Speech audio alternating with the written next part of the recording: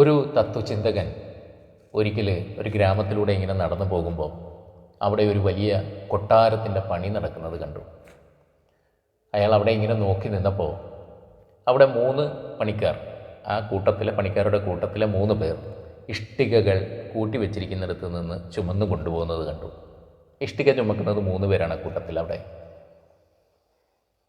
അയാൾ കുറച്ചു നേരം അത് നോക്കി നിന്നിട്ട് ആദ്യത്തെ ആളോട് ചോദിച്ചു, നിങ്ങൾ എന്താണ് ചെയ്തുകൊണ്ടിരിക്കുന്നത്?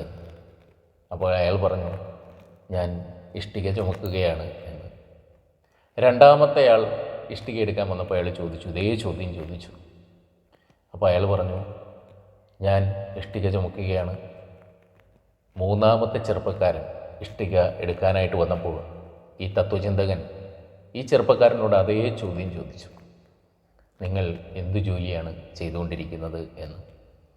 അപ്പോൾ ആ ചെറുപ്പക്കാരൻ ആത്മവിശ്വാസത്തോടെ സന്തോഷത്തോടെ പറഞ്ഞു, നിങ്ങൾ കാണുന്നില്ലേ, ഞാൻ ഈ കൊട്ടാരം പണിഞ്ഞുകൊണ്ടിരിക്കുകയാണ് എന്ന്. ഒരു ജോലിയെ നമ്മൾ എങ്ങനെ സമീപിക്കുന്നു എന്നത് വലിയൊരു വിഷയമാണ്.